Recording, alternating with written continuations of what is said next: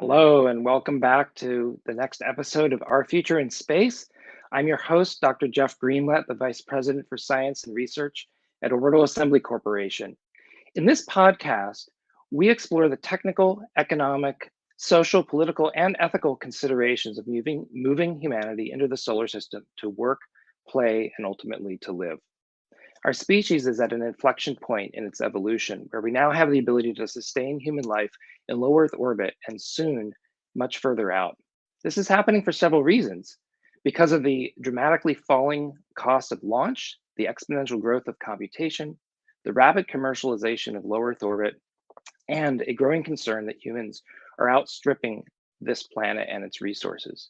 Do we merely survive, or do we expand outward into the solar system and thrive?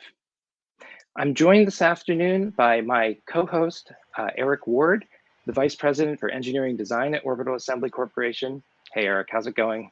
Oh, it's going very well. I'm looking forward to the interview today. We have Daniel Fox. He's the founder of The Future of Space, Space 100.10. He's a fine art photographer and is the author of Feel the Wild, which is a gorgeous book, by the way. He's a major space advocate, believing that it's nature's goal to venture into space. Space is nature, as he says.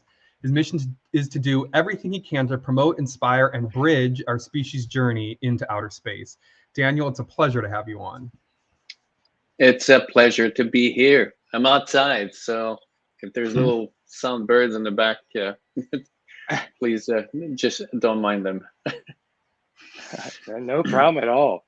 Well, we are both super excited to be talking to you, Daniel.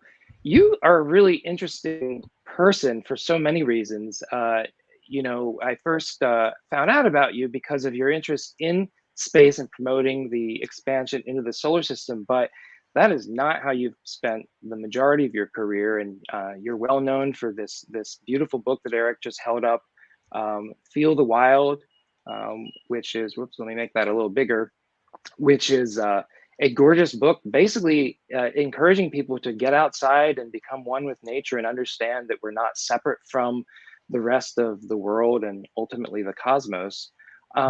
So I'm really interested maybe for you to start by talking about, I mean, you're an outdoor photographer and an enthusiast for living outdoors.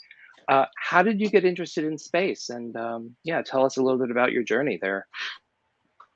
So I had this for the past 15 years. I've been doing solo wilderness expeditions and going out into nature, but by myself. And what I did with Feel the Wild was to write our own journey. We're using nature as a framework for personal transformation.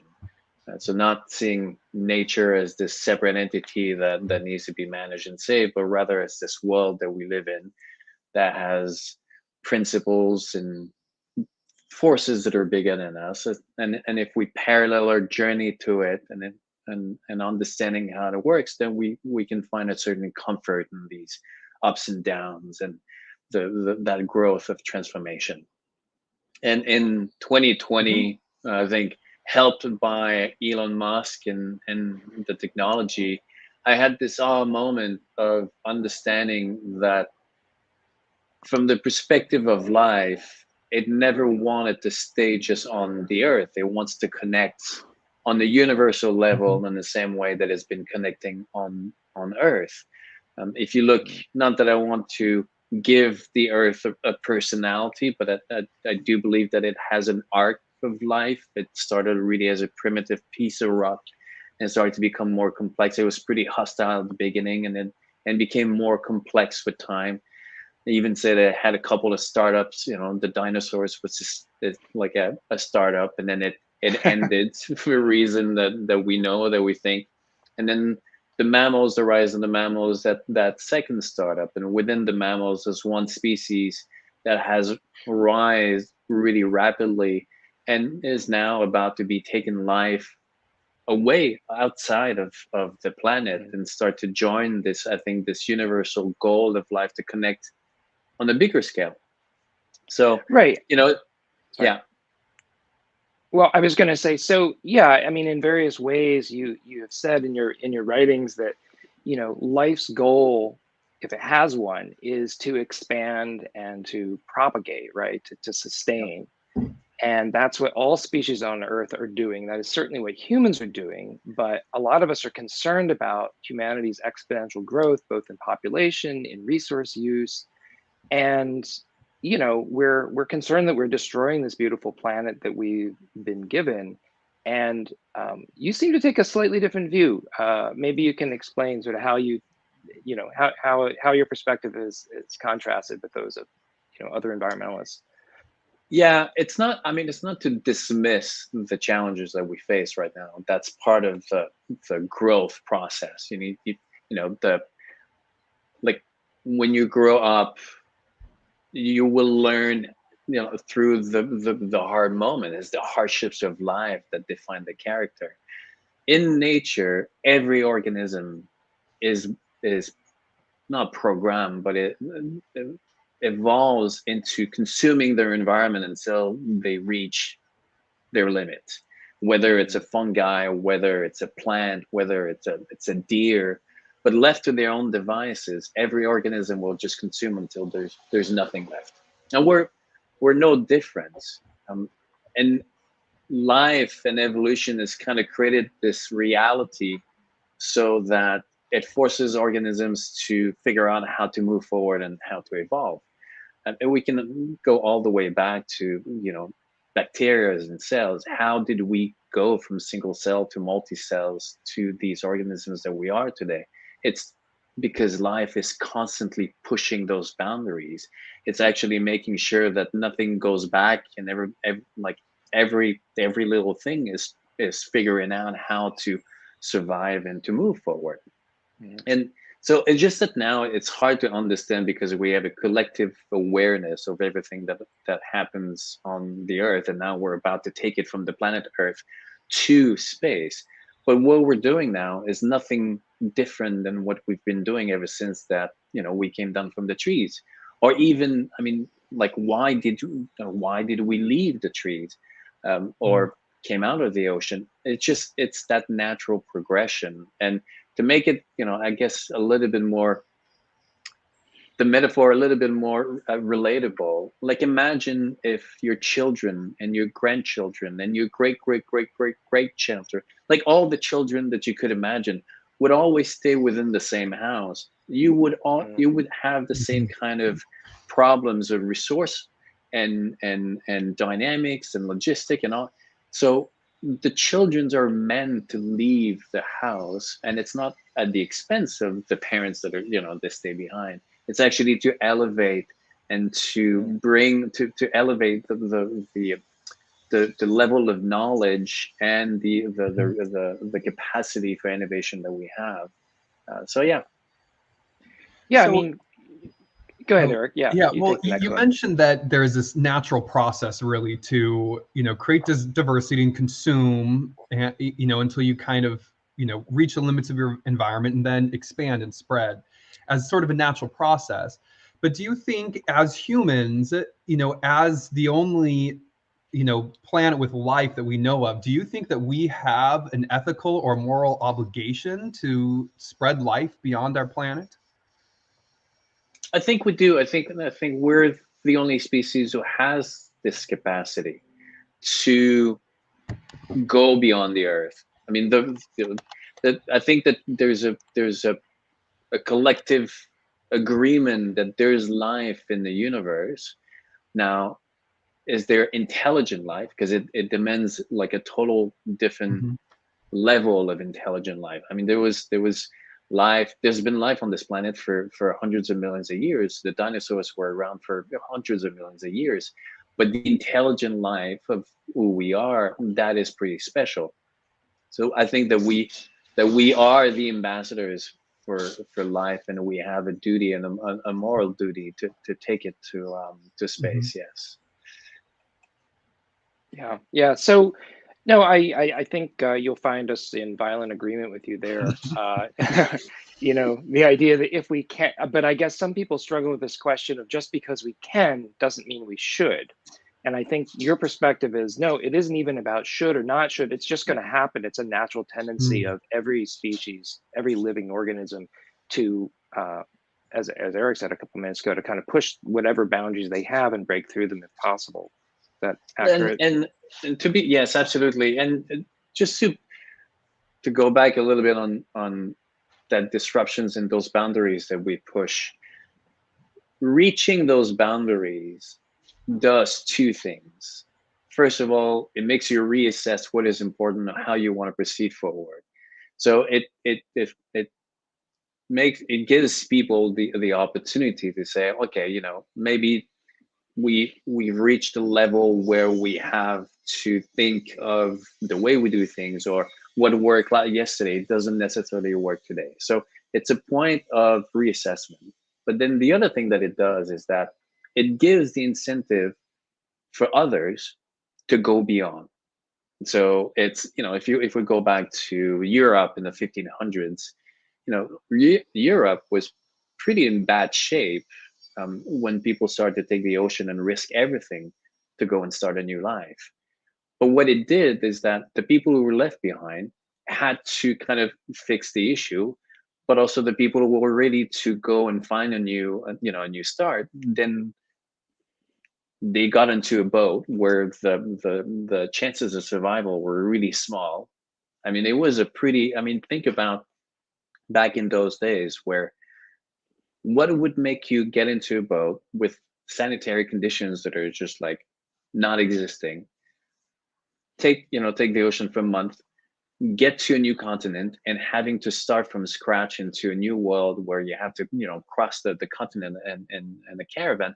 You really need this place of it's not really functioning well to motivate someone to do that. So it's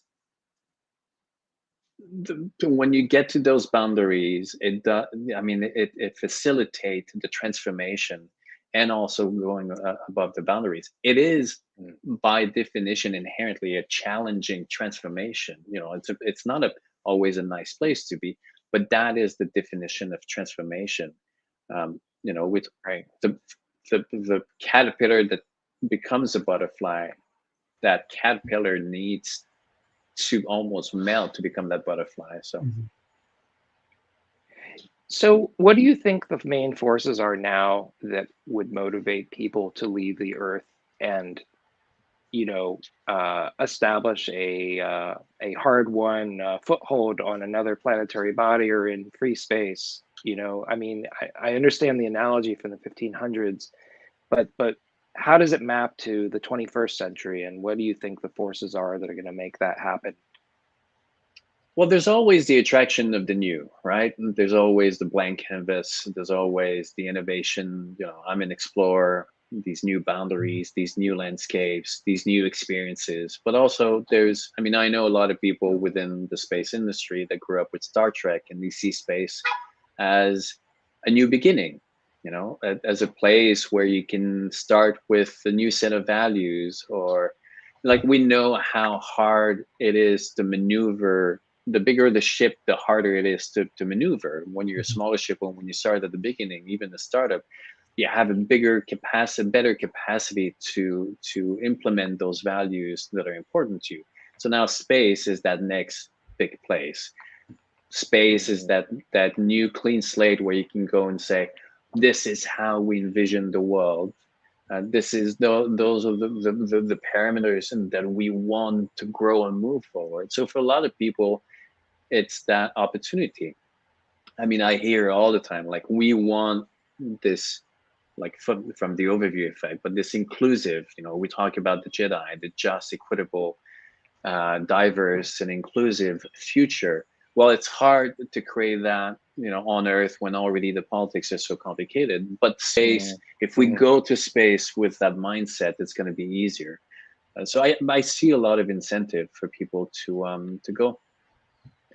I mean, one argument is that it's outside current governmental authority, right? I mean, it really is kind of the Wild West, and of course, we need to have laws, but we can create new laws and new structures that can maybe make things more equitable. I know that there are a lot of people thinking about that, but well, that was the attraction of the Americas. You know, when there was a great migration, America was that land of new opportunities. It was the Wild West.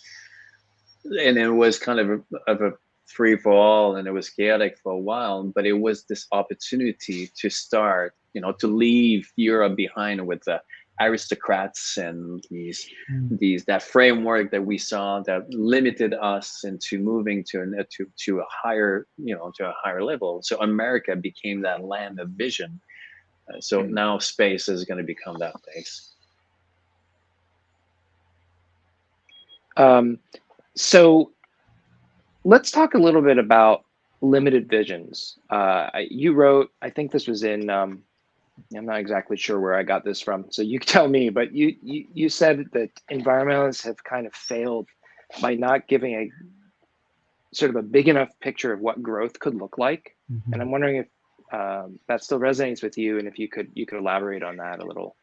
Yeah, absolutely. I think that there are two big mistakes that the environmentalist movement has done. Sorry, the mailman in the back. Okay. One of them was to imply that growth has to be stopped, or we have to kind of put the brakes on everything. Growth is inherent in nature. Everything grows. Everything has an arc. Everything, whether it's our cells or our bodies or life, everything grows. So to tell the world or the economy that they have to stop growing without giving them a new framework, then it's almost impossible. In fact, it's not going to rally, because everybody sees around that it's impossible to stop something to move forward.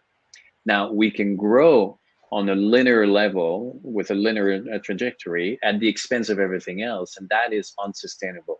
Or you can have a model of growth that is more inclusive. Now, there are two big models that are predominant right now. There's the donut economic model by, her name is,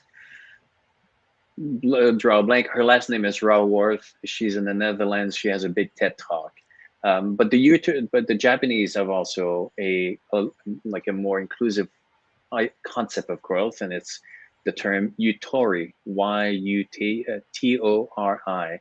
and it's a model of growth that has different points of importance. So not just economic growth, but there's wellness, there's a sense of accomplishments, a sense of value, there's time with other people. So people have an understanding of how you move forward. Now, the other mistake that the movement did was that they created this narrative that we were a bad species, a cancer on the planet. And I don't have any children. I work with children and I work a lot with people. And I know that the more you tell people that they're bad, the more they believe it, and the more it creates anxiety, and the more it creates guilt. So life is messy by design. And yes, we make mistakes, but no one gets up in the morning wanting to destroy the planet. Most of the people, the vast majority of the people, are there bad people? That's a different debate. But the vast majority of people get up in the morning wanting to do the right thing. We all want to put food on the table. We all want to send our children to school. We all want to create a vision of the future, because who would not? But then life is complicated, and there's a lot of things that we think we're doing that is good, which at one point becomes a mistake. But that's the hindsight, right? That's the actualizing these actions, which might have worked at some point, but now because the realities are different, now it's an issue. When we created plastic, no one thought that plastic was going to destrow the planet. We thought it was a wonderful new convenience, right? Absolutely. We actually thought it was going to save the planet. Now we're like, the scale is different, and that is the moment of awareness that we're going through. And so we move forward with acquired wisdom rather than looking backwards and trying to find someone to blame. That for me is not an inclusive, it's not a narrative that makes people go and say, you know what, you're right, like I have to put food on the table, but I'm going to care about this relationship that I have with the planet, because like I don't feel that I'm being blamed by it just because I'm trying to focus on my children. So that is I think the failure of the environment movement is to create something that people feel shame about themselves, and nobody likes to feel shame about themselves when we're trying to put food on the table. Yeah, I mean, I think it is a fair statement that until recently, the idea that large numbers of people could live, full, gratifying, satisfying, I mean, lives off planet really was just a science fiction fantasy. And I guess from the point of view of today, it still is. But we all are involved in the space movement. We see the technological steps that can get us there. And it's a hard road, and there are many steps, but we now see the feasibility of building, large off or Earth civilizations with technology that we really know how to do, and it's largely a matter of willpower and financing to make that happen. So maybe until recently, these folks had a point, but we're no longer limited by the bounds of this planet. I don't know if you agree or not. No, I do. I mean, I do agree that even myself recently, I've written like years ago about how we had to be careful about seeing technology as our savior and salvation in technology, and that really we had to find the humility in our relationship with the planet, because we are a product of our environment, and if we trash the planet, then we trash ourselves. Ultimately, it's not about the planet, it's about ourselves. With the planet will, even hypothetically, even if we destroy everything, it will, I mean, the blame will be on us. The planet will take some couple of tens of thousands of years to reset itself, and then whatever rises at that point will be the beneficiary and will be the one left in the dust. It's in life, in nature, there's no right or wrong. Things are, it works, it doesn't work, but there's always someone who benefits. I mean, if you talk to the dinosaurs, they had the planet for a couple of 100 million years, and then they don't have it, and it sucks for them. But yeah, but for us, but we would not be here had it not been for that big disappearance. So the righteousness of saving something totally kind of limits the complexity of the reality, where there's always players that benefit from a situation. Now, it might not be the people or the actors that we want, but there are always. So to imply that we have to do something only because we want to leave it the way it is, you're going to find it hard to unite everyone, because there are others who are just going to say, no, I want it the other way, because then it's going to benefit me.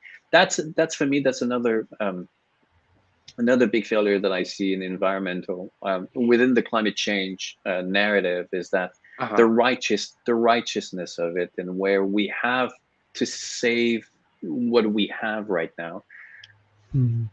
Because this discussion, there's a lot of people in right now, that will benefit from climate change. I mean, not that we want it, but they will benefit. I mean, every northern countries, some of them will benefit. I mean, the agriculture is going to be better, like in Canada. Just take Vancouver Island. The farmers get 2-3 harvests now a year, when they used to have only one harvest and having a hard lifestyle. So even if you have the capacity to rewind, would you go now and tell them, it's like, I'm sorry, the people in California are not happy, we're gonna have to throw you back to what you were back in the days? They're gonna be like, no, we like the way it is right now. So, but if we have this conversation more about, it's not about saving climate change, but it's about our relationship with the planet. It's about understanding this reciprocity, that we have a role to play on the planet. Then it doesn't matter where someone is. That relationship, that narrative can be applied to anyone. But to say, it's like, we need to leave what it is right now, and everybody should get on the same wagon. It's not an inclusive. It just protects the people who have it right now, and the people who don't have it, who can see that they would have it, then they're like, no, I don't want to get involved. Right. I understand. I mean, you're basically saying there's a difference between supporting the status quo at all costs and saying that whatever humans are doing on this planet, trashing it or otherwise, is fine, right? I don't think you're saying Yeah. that, but you're No, saying that we have to absolutely sort not. of, yeah, okay. I Well, just want to be on clear. on Go that ahead. line, you mentioned this reciprocity with the planet. I mean, obviously, it's easy to see what we get from the planet, right? And nature, and the life that's been there as we've evolved. But what does the planet get from us? What is Earth's what do they get out of this? What's Earth's goal, as it were? And how does humanity play into that? We move life forward. We are an active player on that ecosystem, in the same way that a wolf in an ecosystem has a role to play in that, and to moving the a wolf forces all the players to kind of move. And the human species does the same thing. Like, and if we want to, we want to bring in, like, go even more meta. If the goal of life is to connect on a universal level, what we're given to the planet right now, to life, is the biggest gift ever. We are the one who's going to be taking its knowledge and fulfilling, or working and fulfilling, pursuing that life to other places. So we're giving the biggest gift to life, which we're continuing or increasing the chances of survival. So right, we're sort of an agent of change. We're maybe another way of we're the worst, the best, and the worst of nature. I mean, the way, in some way that we can put it, we beautify, and highlight its beauty. We create amazing things, but at the same time, we can engineer its cruelty. I mean, nature has a certain cruelty into it, where, like, it doesn't care if one dies or another. In fact, entire species have developed strategy just because they die. Preys work on numbers. They are the food source for a lot of the species. So their strategy for survival has been, well, we're gonna make a lot of them because we feed a lot of other species. And then you have the predators, who are super high energy, and they cannot work on numbers, so they have total different strategies. So nature doesn't have, like, well, this is good and this is bad. Like, all these different species evolve to find themselves in a niche. But life wants to survive. It creates all this diversity because it wants to assure that it continues moving forward. Now, the scale of the universe works on a total different level. The planet Earth will live for another 4 billion-ish, something like that. And then the universe is like other billions of years. But if life wants to survive, it needs to get away from the planet, because at one point it will be destroyed. So it's always this desire to have plan B and plan C and plan D. So we are giving the biggest gift that life wants, or the planet wants, is that we're continuing its security by going and taking life with us into the universe. That might be a great segue for us to ask you a little bit about what those, you said plan B, plan C, plan D. So, we've talked to several people here already about their visions for the future of how people would live among the stars, or at least the planets in the solar system. What do you think might be a likely scenario? Let's say, I don't know, if you want to fast forward 100 years or something like that. What does the Earth look like, and where are the people who are not on the Earth? So I do not that there won't be any problem on the Earth. There will always be problem, but Earth will be in a much better place. That I believe it 100%. Why? Because we're going to get to a point where the resources that we need are not harvested from the Earth anymore. I mean, one of the reasons why, Jeff, your house in Astoria, and Eric, I don't know where your house is. Portland, yeah. there.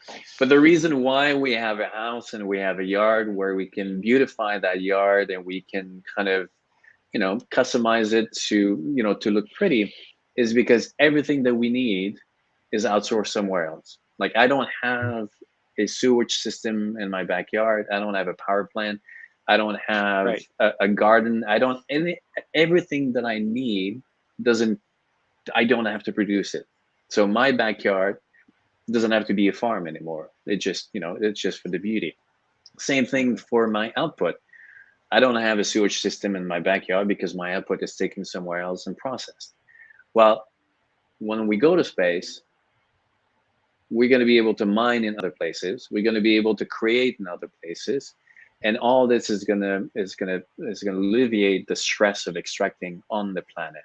And so the planet now can become more of a garden, and where it's no more the manufacturing center of our economy. Mm-hmm. So that's one. And second, there's a lot of technology that going to space that will trickle down in the same way that technologies have always, these new places are just this kind of birth of innovation, and then it goes everywhere. I forecast that there's going to be an innovation in a recycling that's going to be extremely beneficial for the Earth. Why? Because your atom of carbon in space is priceless. Like, you cannot afford wasting it. Like, here on Earth, it's like, well, it is what it is. I just throw it out because I can grab it from somewhere else. But in space, once you take that out of that transformed atom of carbon, whether it's food, whether it's material, you have to figure out how to reuse it, recycle, reuse, recycle over and over again, because you cannot. There's no other pit stops. If we go to Mars, there's not going to be, gosh, I forgot the groceries. I have to go back and do wait pit 2 stop. years maybe. Yeah, wait 2 years. So there's going to be so many different technologies. There's going to be a lot of knowledge. I mean, all that is just going to elevate our sense of awareness, the sense of consciousness. There's going to be a lot more people using, experiencing the overview effect. So that, ripple change. And also believe that our expansion into space will follow the same history of expansion on Earth. Is that meaning that we're going to be following water? We know that there's a lot of water in space. We didn't think that there was water. Now we know that there's water in space, in form of ice. So there's water. There's water on several planets. So we're going to follow those because that's what we need, for life, and there's so many things that we can create with water. Now, at some point, I had a thought that maybe it would, like, yes, we will terraform Mars. Why not? Because, why would you have a desert instead of a lush full Sure, place? it's nicer for people, right? Exactly, but it doesn't make sense. It doesn't make sense to terraforming a planet, because it's not, for the same reason that it doesn't make sense of trying to make a village in the middle of the US and try to make it a New York City. There's New York City, there's LA. Why? Because geographically it makes sense. They have the resources. It's, by their ports and all this. And then you have a bunch of outposts and little settlement, in between, little cities, and then they grow. And that's going to be the same thing as we go to space. You're going to have other planets that are resource rich. We know that there are planets like that. So they don't need much of transformation. We can just go over there. And then you're just going to have a network of outpost settlements. So obviously the first one is going to be our orbit. Then it's going to be the moon. Then it's going to be Mars. And then you're going to have all these different, little places to go until we get to another big planet, more like ours. Now, you mean outside the solar system? You're kind of thinking beyond this. Now, sun. the biggest challenge in that is transport and mobility. Like, right now, we think it's impossible, or it's really hard to travel these distances at the speed of light, where it would take many years to travel to even the nearest planet. but that is just, for me, that is just the reality of where we are right now. For the same reason that back in the days, if you want to move, if you want to go from London to Los Angeles, well, better be ready, because it's going to be a sailboat. You have to go all the way to the Cape Horn and complicated, or like, so, and not only that, but the chance of survival was really slim because of many things.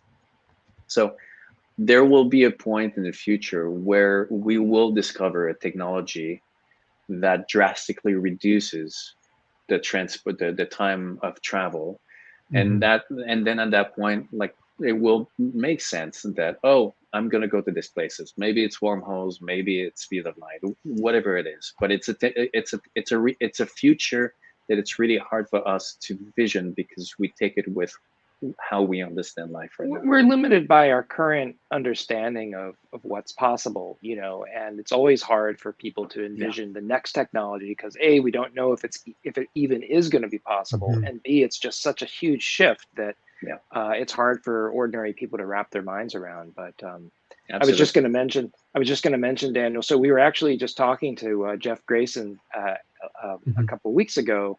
And he was talking about very fast transport, both within the solar system, as well as possibly to other stars, where you could reach up to 20% the speed of light. Now, it's hardly a proven technology, but it is very intriguing. And so this idea of a technical breakthrough for transport may not be as far off as we think. So good luck, Jeff. Keep pushing on that. We have to imagine the mental exercise that we have to do is that we have to go back. I was talking at Space Tourism Conference the other day, and I was moderating this panel, and I asked people to go back 300 years ago.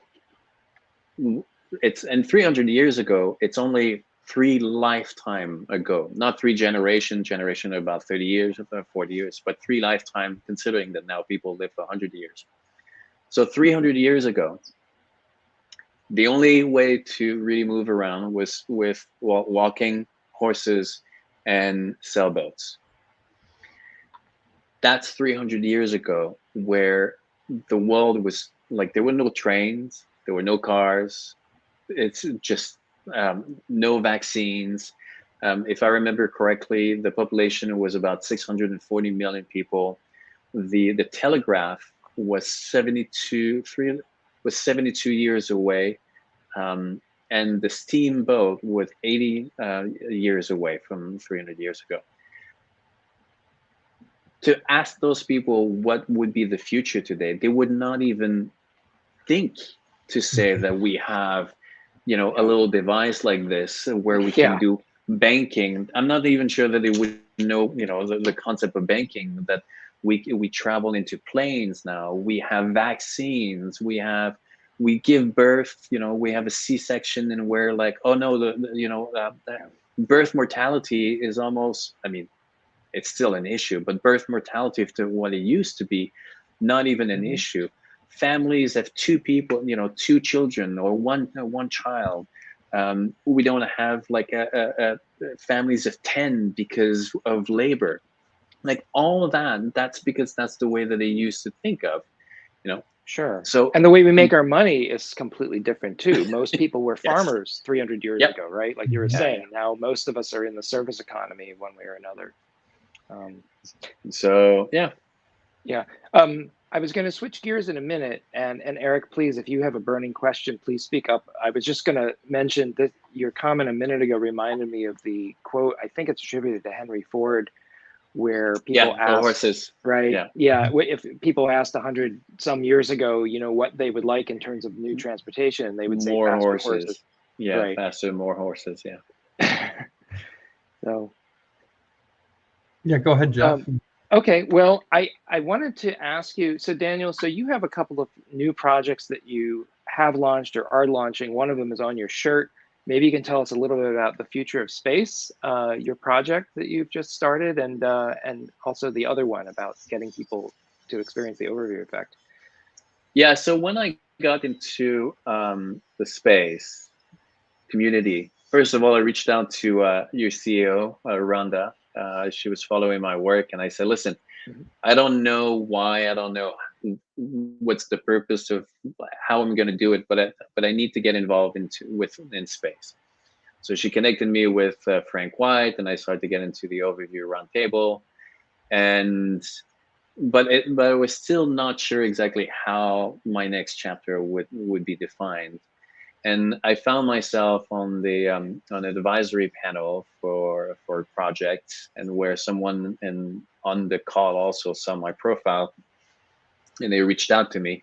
And to make a long story short, they offered me the opportunity to go on board Space Perspective in the end of 2024 and take photos of the planet, so that we could and so that we could talk about the impacts and the importance of it and the overview effect. And I actually took the opportunity and I said, absolutely, but I have a better idea. That how about we don't make it about me going out, but about me taking young 16-year-old up with me and have them experience the overview effect and let them become the ambassador. I mean, I'm going to be 50 years old on 2024. I have like another 50 years, but if you're 16 years old and you have this experience, you have another 80 or 90 years of impact that you can create. And so I created Space 110. The branding of it is, 100 teenagers, 116-year-old over 10 years. So Space 110. But what would they do exactly?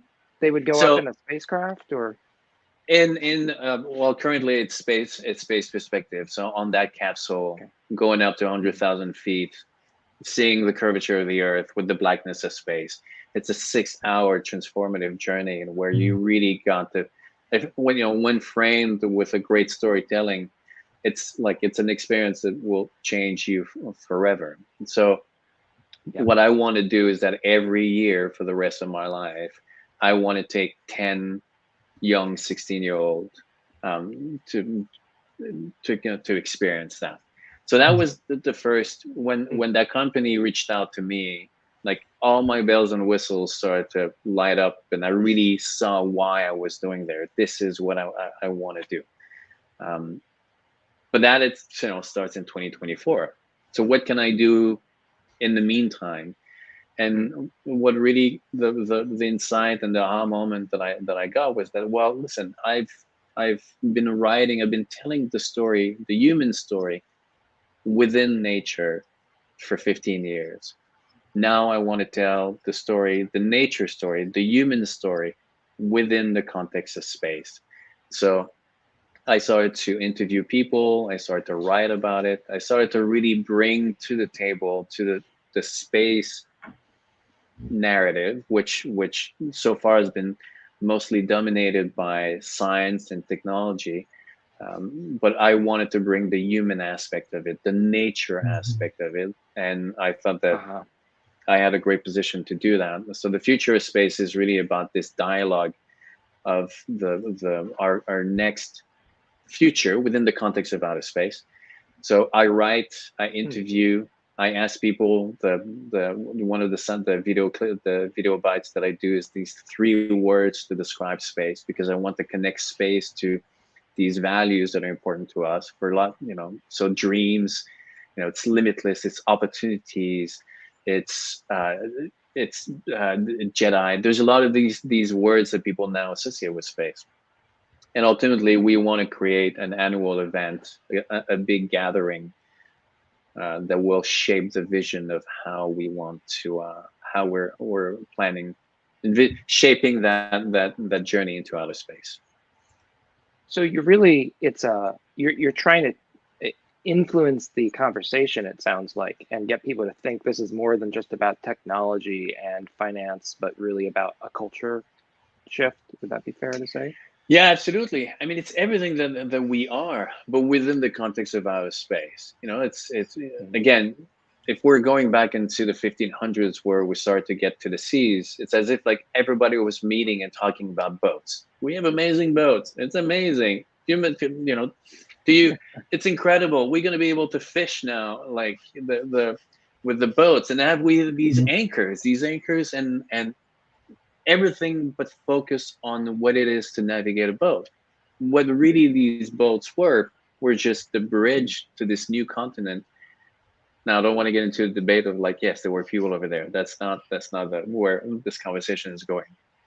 But it's just that North America, the Americas, became the future where everything that existed before has a place, and now it's about it's about architecture, it's about wellness, it's about everything, it's about travel. So going to space, it's all this. It's everything it's an economy. It's living. It's going to be the biotech. It's going to be all the logistic of what we take for granted, but now to a new level. And I know you guys are involved, obviously, trying to build a hotel in orbit. You know that all these little things that we take for granted now becomes a challenge in space. So it's more of a discussion where we want to elevate the dialogue and to take it beyond the space community. We want it to be where Nike is at the table with SpaceX, or Jane Johnson is talking to Axiom, because we're all need to be at the table. Food, like the future of food. Yeah. Like, growing food not only in space but on the ground is changing, right? Yeah. And this can be a catalyst for absolutely. And food might have to be experienced in different ways. Like, we know how just like in planes it has to be like, it's different. Now in space, maybe it's going to be grown in a more like synthetically, but then it's going to be shaped in ways that you can experience it and could create an enjoyment, because it's less about flavors, it's more about textures, or it's more about different ways to experience food, because now it's grown into a lab in the back. Right, out of necessity, because of the limited space and limited power required. By the way, just to be clear, we Orbital Assembly is not just about building a hotel. It's really about getting manufacturing and sustainability up into orbit as well. So we want folks like Nike and Johnson & Johnson at the table just as much as you do. Yes. I mean, gosh, the wellness, the architecture, the like everything. It's we need everyone at the table. We cannot afford to have a polarization of the dialogue where people think that it's one at the expense of the other. We need everyone to understand that this is for the best of humanity, for so many reasons. So we want everybody within the corporate world, the commercial world. We want the government agencies. We want the humanitarian agencies. We want the artists, the scientists, so the leaders. So it's going to be really this event that goes beyond space and talks about the future of humankind within the context of outer space. Right. Yeah, I think the phrase that we use in our company is "space is for everyone," and I think that resonates very strongly with what you're saying, and with this wider movement that we're all building together. It's for everyone, but it's not everyone that wants it. That will want to go, but the impact of it is going to be for everyone. It will touch everyone. Not everyone has to go, but everyone who wants to go should at least have the opportunity to participate, and that you don't have to be a scientist or an engineer in order to contribute to this next phase of our evolution. Right? As I was having a conversation with Patty Stoll from ILC Dover, they make the spacesuit for NASA. They've been doing it they're the experts. And during my conversation, we're talking about the fact that they're hiring right now.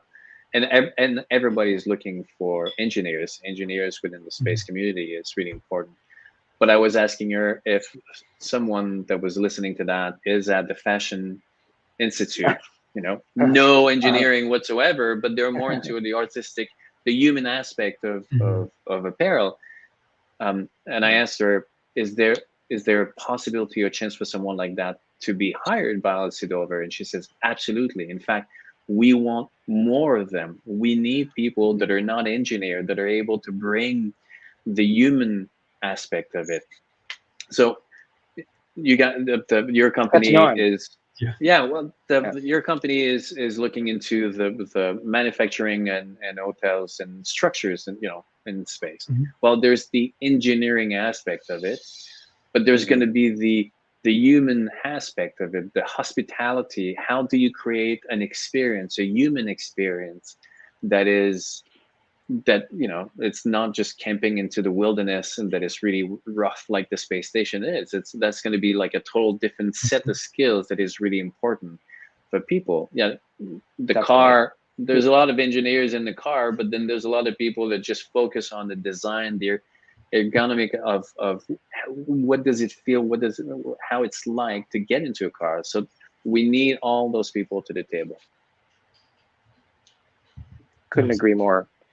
Yeah, I was just going to say, we want to create a really hospitable environment that people want to be in, that is also healthy for them, and ultimately that is a place where people are going to want to live, and you're going to need lots of creature comforts, more spaciousness, you know, pleasing colors and textures, as well as a kind of a naturalistic environment. It can't be cold and filled with wires like on the International Space Station. I mean, that's all business, right? I mean, that's what it was built for, but it's not for people to live in, really.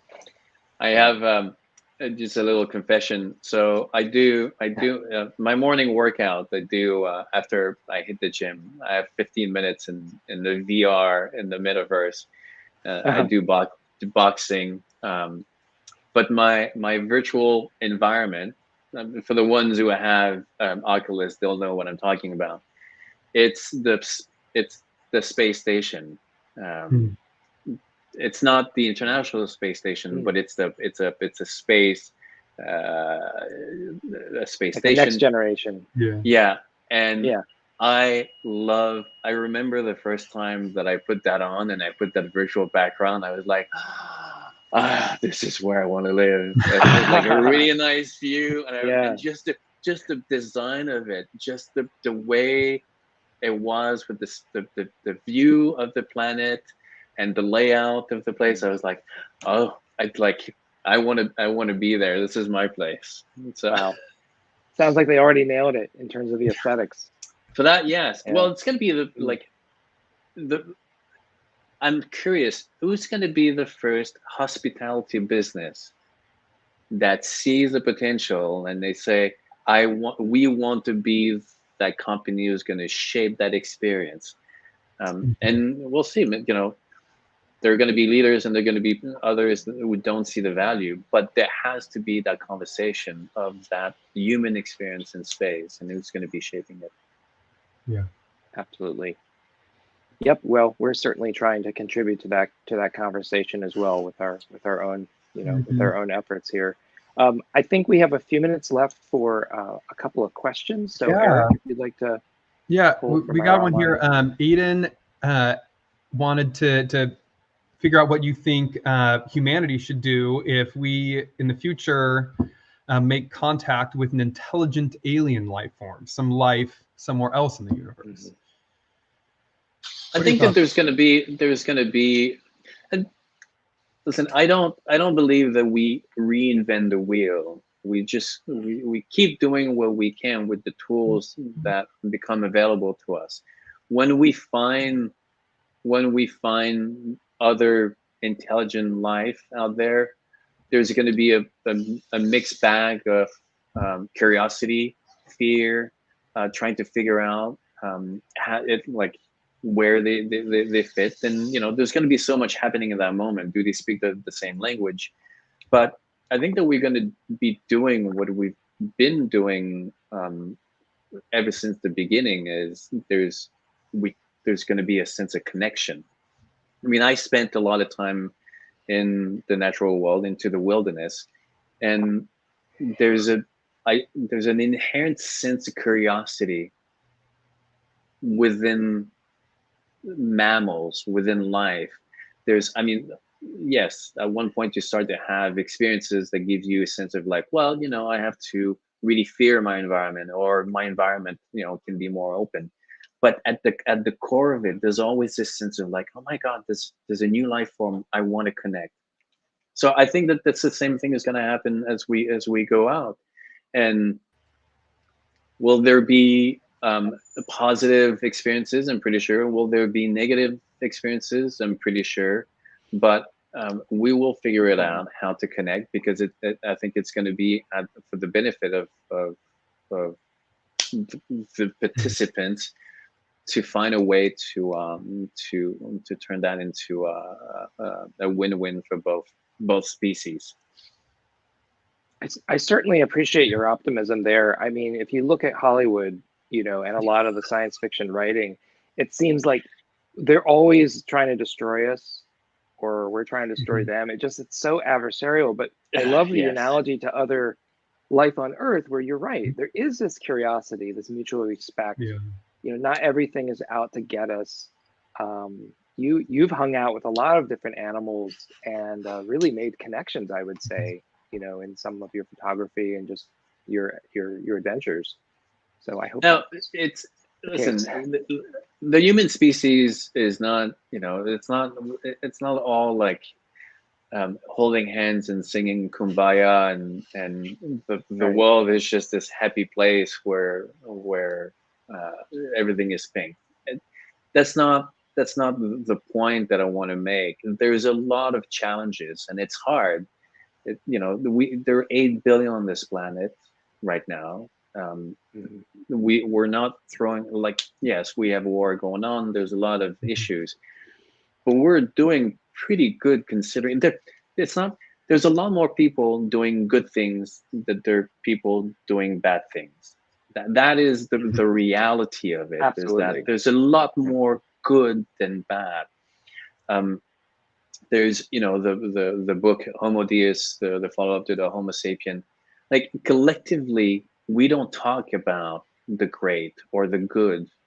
We just talk about the things that are bad. So that's what we think, like, oh my God, it's awful. But we manage to evolve and to move forward with a certain sense of check and balances. Now, that process is complicated. It is hard. You know, it is hard to evolve. It's hard to learn. Learn means that you have to go outside of your comfort zone. You have to fail to, you know, to assess how you move forward. So it's a challenging process. But this is what we're expert at. This is what the human species is really great at, is trying to figure out how to, when we hit that ceiling, to move forward and to elevate, you know, and elevate each other. And this is what we're going to be doing in space. And when we meet other species or other life form in other places, we will have this collective moment of trying to make that as a elevating experience rather than, you know, destroying. And if there's another life life force life out there, they're probably on the same level, or, you know, with that same capacity to understand. It's like, well, listen, like, we're not just out there trying to kill everything, because that doesn't work for most of the people. So I'm not naive. I know that life prevails, and life will prevail, and we just have to figure out how to increase our chance of survival, and this is why we're here. It's because we kind of are good at it. Yeah, indeed. That's right. That's true. So I had one more question I wanted your perspective on. Yeah. I want to know what you think that ordinary people, the general population, and particularly world leaders are missing when they think about space. I understand why space is threatening for some people. There's a sense of abandonment, obviously, you know, people going and leaving the, you know, Earth, you know, with behind. There's a sense of unknown. There's a sense of, it's easy to blame and say, no, like, why go over there? But the reality is that every time our society has elevated the what we think is the limit, or that we take for granted, it benefits everyone. I mean, back in the 1900s, you know, there was a physical experience of what it is to, you know, to be in the 1900s. There were diseases, there were health issues, there was a bunch of realities were that we had to deal with. Yet you had the Wright brothers who wanted to take the sky. You had Tesla, who was trying to power the world, with Edison. And anyone could think of like going back, how ridiculous those people are trying to do while they're diseases. Everybody should be a doctor, or everybody should be that kind of stuff. But they created a world in where that world took care of a lot of the issues that needed to be dealt with. The future is not a single strategy, a single issue strategy. We have artists, we have musicians, we have philosophers, we have scientists, engineers, we have a broad spectrum of skills in our society because we need all these different perspectives. So going to space is not just about it. Obviously, it's about all these technologies. It's about a lot of the science, but it's also about elevating our sense of awareness, a sense of consciousness of what is possible. We need those dreams. We need to be able to dream of the impossible and then to cross that impossible. So it's really, it's more about the human story of everything that we've been doing, that we keep doing. And the Earth is going to be the best, the biggest benefit of that equation. You know, we often talk about we went to the moon and then we ended up learning about ourselves because we looked back and we said, oh my God, this is the planet. And that is really the beauty of even travels. You know, everyone, why is it that travel is so important? Because when you travel, you learn more about yourself and about the places that you take for granted back home than all these places that you discover. Yes, they are amazing, but the biggest lesson is about what you have back home and who you are. And it's going to be the same thing as we go to space. The biggest lesson of going to space is about the beauty of what we have back home, how much we have to take care of it. And obviously, you know, increasing our realm of experiences and knowledge and technology. Very, very well said. Thank you. That's eloquent. No, I think we resonate strongly with that. For sure. Well, I think we're getting up to our time limit here today. So I just wanted to thank you, Daniel, for coming in and chatting with us, and everyone who watched live and submitted questions, of course. So we really appreciate you, being part of this conversation and talking with us. I just want to let our listeners know if you have any suggestions on future topics you'd like to hear about, people you'd want us to maybe interview, or get on the mailing list to know when we're going to record another episode and join us live. You can just reach out to us. You can get us via email at ourfutureinspace@orbitalassembly.com. Find us on Twitter at ourfuturespace or Facebook at ourfutureinspace. And you can also find Daniel Fox online. He's at danielfox.co is his website. And you can also find him on LinkedIn /spaceape and Instagram at The Wild Image. So thank you so much for joining us. Really a pleasure. All right, everyone. Jeff, Eric, thank you. Yeah, thank you so much, Daniel. Great. Can't wait to see what you do next. Take care. Me too.